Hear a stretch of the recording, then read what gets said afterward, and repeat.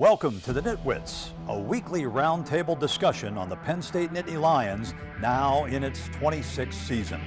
Our panel features a longtime Penn State media and NitWits tag team. Neil Rudell of the Altoona Mirror and Mark Brennan of Lions 24/7 with Fight on State. The NitWits are hosted by WPAJ's Andrew Clay, and each week we welcome a former Nittany Lion as our special guest analyst.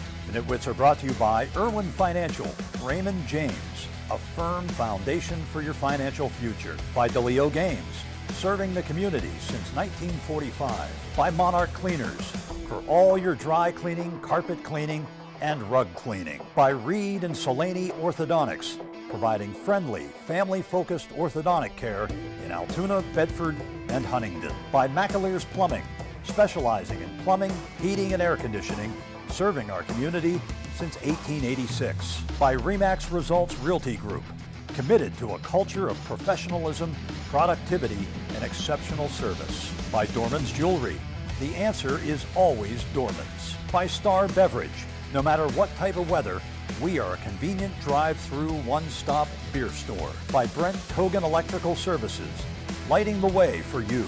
By NovaCare, Altoona and State College, the power of physical therapy. By Fullington Tours, offering round-trip transportation to and from Beaver Stadium from locations in State College and Altoona. By Blair Candy Company, the one-stop shop for all your tailgating needs, candy, snacks, paper supplies, and more. By Harry's Construction, if you can dream it, we can create it. By Lions 24/7 with Fight on State, your online home for Penn State football and recruiting coverage. And by the Altoona Mirror, featuring Penn State Game Day every Friday and Penn State Extra every Monday. Back from the ATL, the Nittany Lions head into the offseason off a lackluster showing of the Peach Bowl. On today's Nittany Nation Overtime finale, we'll break down the loss, dig into the team's offseason to-do list. The Nitwits are buckled in, seated in their upright position. Let's dive into this one final time. It's Nittany Nation Overtime. What I'm doing, getting right to it. The money is talking, I'm flowing, it's coming in just how I drew it. Yeah, you know what it is. Hey, we doing it big. Look up, there is no limit, no, we cannot settle for this. Yeah, can't stop, nah, won't stop. Yeah, spin on live, you don't believe it, just watch.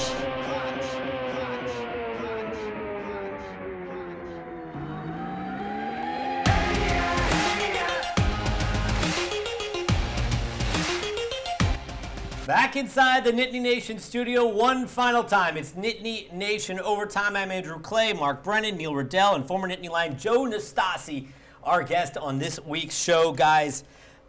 So the Peach Bowl happened, and I'm sure we all had a lot of fun. So let's just start with kind of our initial reactions of what we saw down there in Atlanta. How long do we have? We have 22 minutes of content, so really however long you want. I think it was disappointing on all levels. I mean, particularly the opt-out situation and the communication leading up. Obviously, they didn't play well on either side of the ball. A bowl game to forget, really.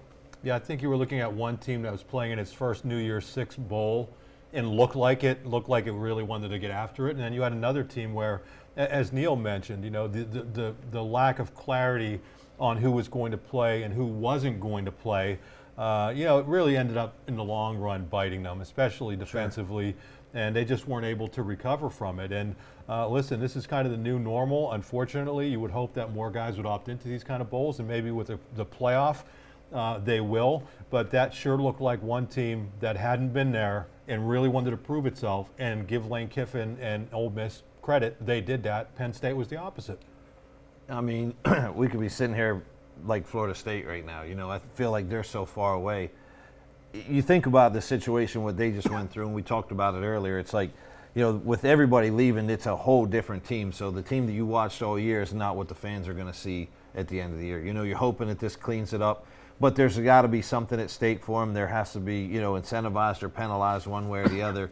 This is a college football situation and not so much a Penn State thing. I mean, yeah, I know that some teams were able to hold it together better than others, but I think a lot of that had to do with who was playing where and what they were playing for. Excuse me. Bless you. sorry. Neil's trying to hold it together. He's Not so doing- upset over this loss. Not doing very well. Go ahead. Well, I thought Mark hit it right on the head, but the one feeling I got throughout this entire game, it felt so much like the Outback Bowl from 2021. Yeah. That just didn't feel like there was a team that was really excited to be there or went out and put up the plate. So I think what Mark hit is exactly how I feel, and that was a Penn State game to forget. And I think they felt that way. They didn't even feel like a team that was hurt after the game. Right. Yeah, I was calling. There was an exhibition feel to it, did. wasn't it? I mean, it was less about a team, and maybe that's what happens. Maybe you go to the Rose Bowl, and Penn State played like the Rose Bowl, like it was really important to them as a stepping stone to the following year. And maybe they weren't able to get over those proverbial humps that they needed to with Ohio State and Michigan, and there was some just not feeling great about everything. To Penn State, to the players' credit, a lot of them still went. Sure. Guys didn't flood into the transfer portal. But having said all that, again, it was clear which team won that game and which team it didn't really matter to as much. Yeah. Right. James doesn't do that well with sudden change and situations in game, Right. in season. There were a lot of moving parts. He brought this up right away unsolicited after the game in trying to explain it away. It was almost like he expected it. But you can't have it both ways. You can't go into the game not being clear on who's going to be available and who's not going to be available, and then you lose the game, and now you're using that as an excuse. Well, guess what? You could have been much more clear to everybody about who was going to be available and who wasn't, and they weren't. And then to complain about the officiating on top of it after that game, I'm sorry. Well, I think that this is going to be one of the last years, if not the last year, that's going to be structured like this. I really think there's going to be an overhaul in college football. And there has to be. If anybody watched all the other bowl games, you didn't know who was going to show up. And again, exhibition felt like a great spring game that was about to happen. And it's just the reality of it now. We have to get it. Like I said, it's a college football issue. I think a lot of other teams had the same situation with so many opt-outs. Just don't know who's going to be there, and it's unfair to the fan because the fan watched a certain team play all year long, let alone not see them next year, but not see them at the end of their what's supposed to be their biggest game. And of the those year. are expensive trips. Right. Those Correct. are expensive They trips are. for people to go down and They follow are, their for team. sure. Yeah, I would like to see them get in front of and they had a million opportunities in front of the media to let us know that Olu wasn't going to play, to confirm the status of some of these other guys. Disappointing in the way that was handled. Well, it's risk versus reward for these opt-outs. Guys don't want to lose draft stock by playing poorly. Guys don't want to get hurt. Even coaches, in a way, kind of opt out now that coaches are leaving for other jobs. Are you okay with this version of college football? Yeah, well, let's be clear. I'm not complaining about the fact that guys opted out. If I'm Olu, not that I would ever be in that position, but I wouldn't have played either. I mean, you'd have to be crazy if you're going to be a top 5 pick. These guys, if they want to opt out to prepare for the draft, that's perfectly fine. My argument is be fair to your teammates.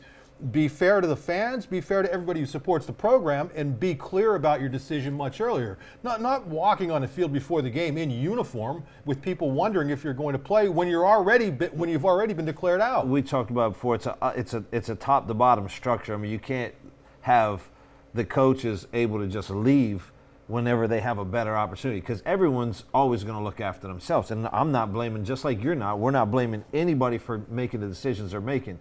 So there has to be a structure issue there, and they have to get that cleaned up. Or this is going to be exactly what it is every single year. You have a good team, you're probably not going to play well in the bowl game. It's just going to be what it is because you have too many guys leaving. Deshaun Hamilton, great player, great leader, tweeted during the game, "Since when are non-first rounders opting out?" And the secondary was an even bigger issue than Olu. Nobody begrudged Olu. He stayed another whole year, but.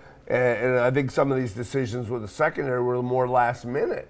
So I don't think people had a chance. The teammates didn't have a chance. That's a really good point too, Neil, what he's saying. I mean, that money that's out there is just, now you're talking about a whole different situation from not only lottery pick, but first round in general. You're not making any money until your second contract after that. So you're exactly right. That's the only chance to improve your stock is, no surprise there. So I 100% agree with the first round. We used to debate whether top 15 picks were going to opt out of the game. Now it's whether the top 5 round guys are going to opt out of the game. It's Sure. College football has changed so much. We're going to keep diving into this. I want to talk about Drew Aller, but let's do that when we come back from the break. Let's take that first one here on Nittany Nation Overtime. The NitWits are being brought to you by Irwin Financial, Raymond James, a firm foundation for your financial future. By DeLeo Games, serving the community since 1945. By Reed and Selaney Orthodontics, providing friendly, family-focused orthodontic care in Altoona, Bedford, and Huntington. And by McAleer's Plumbing, specializing in plumbing, heating, and air conditioning, serving our community since 1886. You're watching Nittany Nation Overtime. Remember, you can always keep up with all things Nittany Nation. Go ahead, go on your phone, Apple, Android, whatever you got. Download the Nittany Nation app. If you take out your phone quick enough, you can use that QR code and it'll take you right to our page where you can download all of our apps. But it's the Nittany Nation app, Apple and Android. Download to keep up to date with all things Nittany Nation. Back here on Nittany Nation Overtime, we are talking about fallout from the Peach Bowl. Gentlemen, Drew Aller, yeah, he put up a nice fourth quarter, but it was another disappointing outing for Drew Aller. Now that we are now through the season, we can talk all we want about how poor the receivers played at times this year. How do you grade what Drew Aller did in his first year as a starting quarterback? Well, he was 0-3 in the big game, and that's a problem. And I looked at some stats, and you kind of measure one of them, quarterback yards per attempt. You look at some of the great vertical passing games, and McSorley and on down the line would average 9-10. Aller this year was about 6.7, and in these 3 games, Ohio State, Ole Miss, and Michigan, it was like 4.5. So it didn't have a vertical passing game. Yeah, I mean, in a way, I feel bad for him because I think part of that was a product of the offense that they were calling. They just weren't doing that for so much of the year. How many times do we sit here and say, when are they going to chuck it long?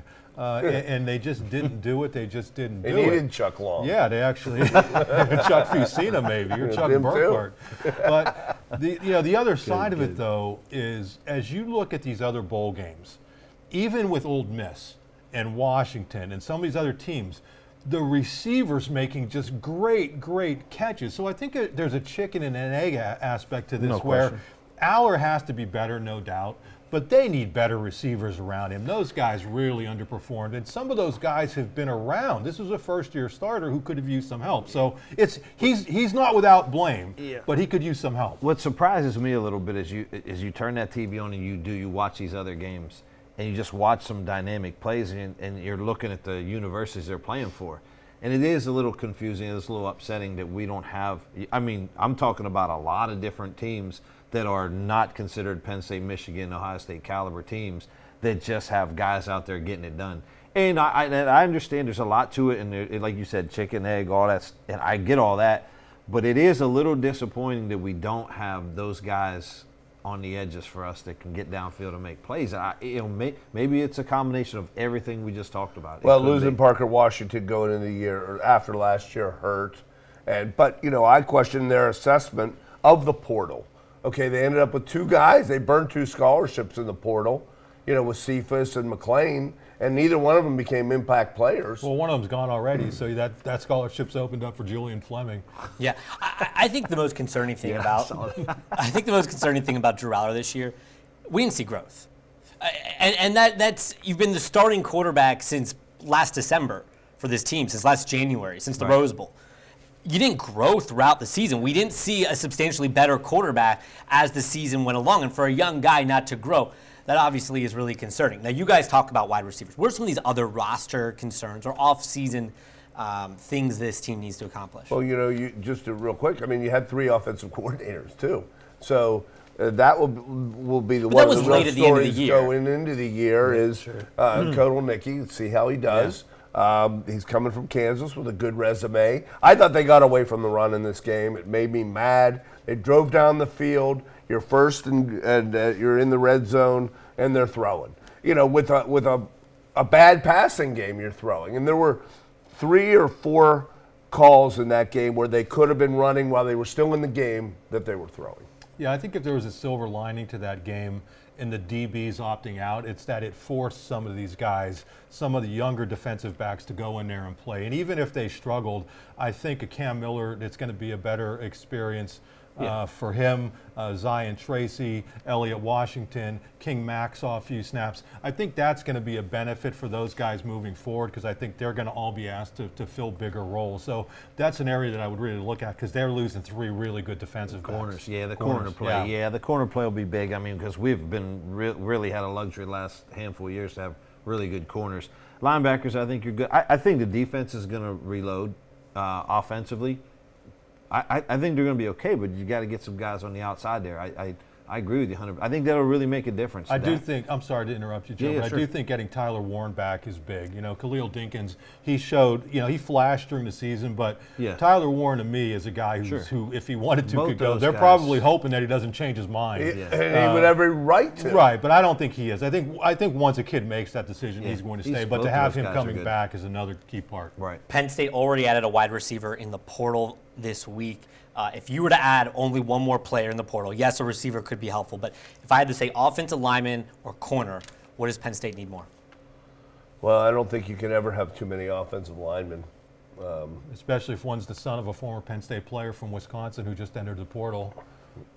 Yeah. So I would think that could Rucci. Rucci, yeah. He's so funky. So Is as he a we teammate of yours? No, he's older than me. as we record this, Nolan Rucci from Wisconsin has entered the portal. There you go. Penn State would seem like it'd be something to work, but you know what? I wouldn't.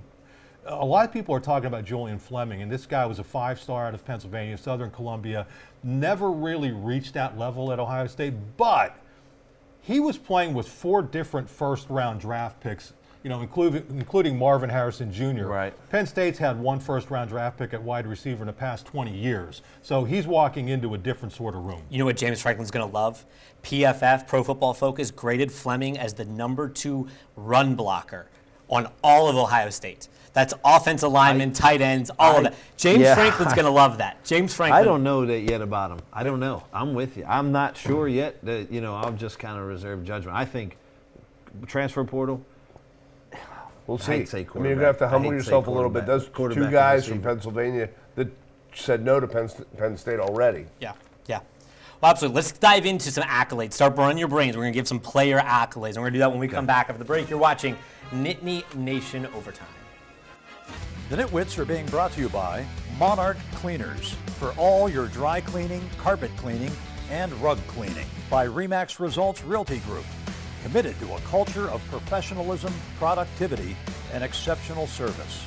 By Dorman's Jewelry, the answer is always Dorman's. And by Star Beverage. No matter what type of weather, we are a convenient drive-through one-stop beer store. You're watching Nittany Nation Overtime. Okay, guys, you have badgered Penn State enough. Let's look at some of the silver. Neil has. I didn't. You have, of course. Let's look at some silver linings. Let's do some accolades here. Who do we got for team MVP this season? I would go with Olu Fashanu. I mean, I just think he's a guy who didn't have to come back. He decided to come back. I know some people have a bad taste in their mouth after what happened in the bowl. Again, I have no issue at all with him deciding to opt out. I just wish the timing would have been a little bit different in him doing that. But nothing but a class act, a team leader. I thought the offensive line played well for most of the year. I think he did the team very well. I think he did his family very well, represented Penn State just tremendously. Was great to cover him, and look forward to being a fan of Olu's in the league now. Yeah, I mean, you can't argue with a guy who might go number 2, that high up in the draft. Right. So, yeah, great player. Just a couple guys, I think Adisa Isaac had a real good year on defense. And I would like to give a shout out to Daquan Hardy. I think he was really one of their MVPs, an unsung hero. I was going to go. That's the next category. Yeah. That's the next category, Right, Neil. Sorry. Yeah, I was going to go with Isaac as well. I mean, I think that he just made a difference in those games. He just got a lot of heat up front, really played well, was a team player, and he just made it a problem for offenses. So that would be my MVP for Penn State. You guys said the first 2 names that came to my mind. I'm going to go outside the box a little bit. I'm going to go Theo Johnson.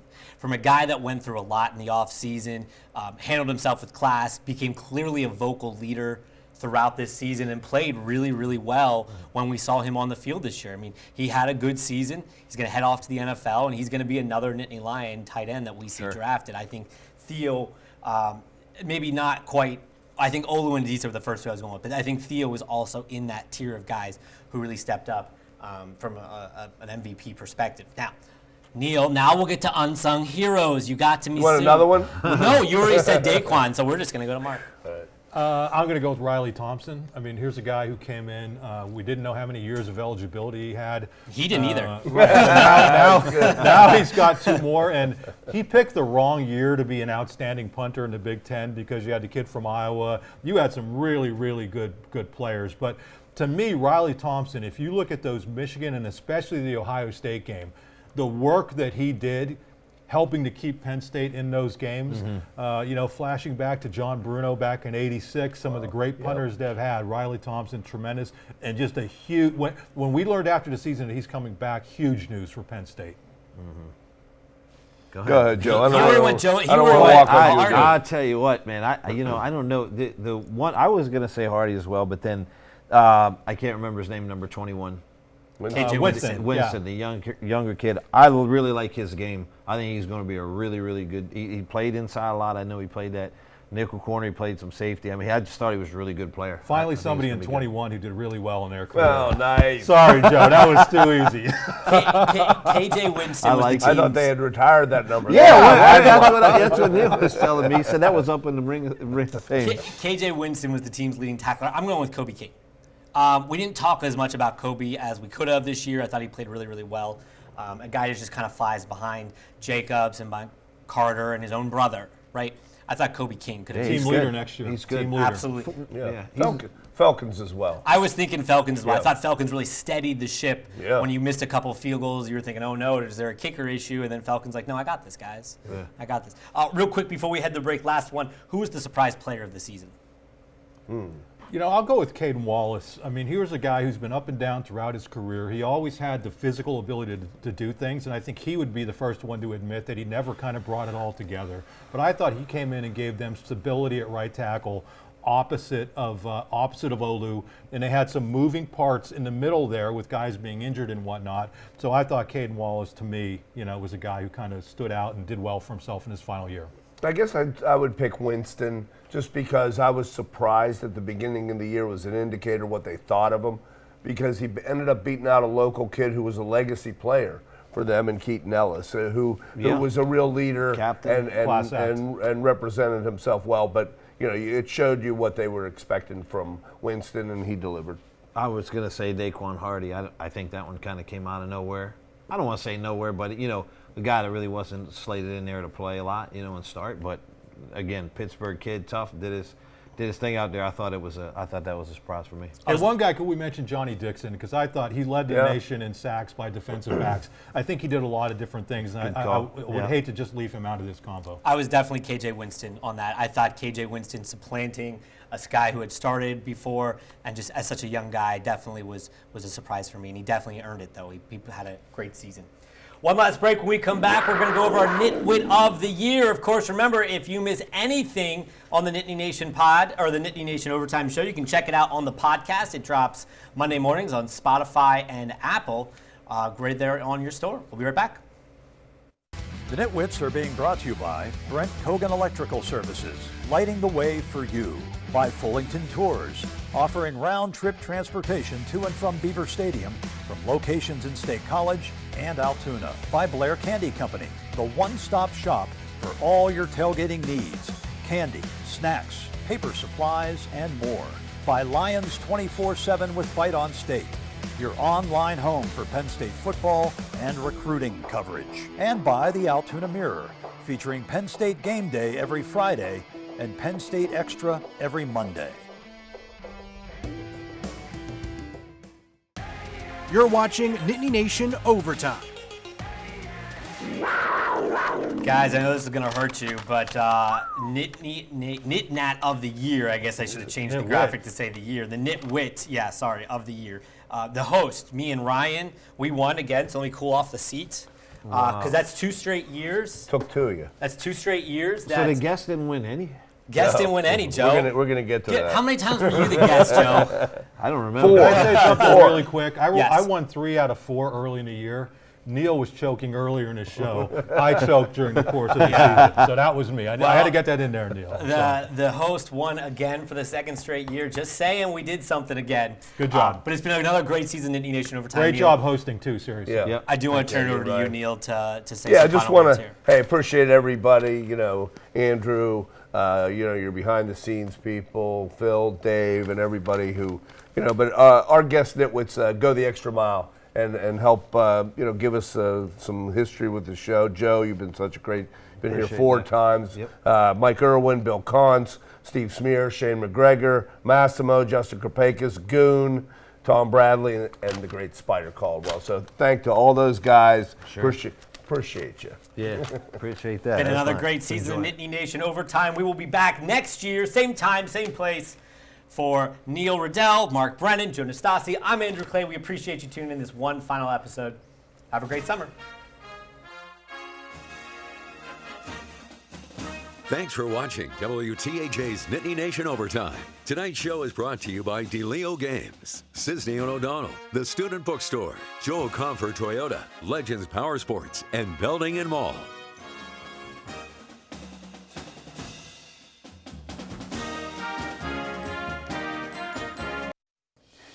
The NitWits have been brought to you by Irwin Financial, Raymond James, a firm foundation for your financial future. By DeLeo Games, serving the community since 1945. By Monarch Cleaners, for all your dry cleaning, carpet cleaning, and rug cleaning.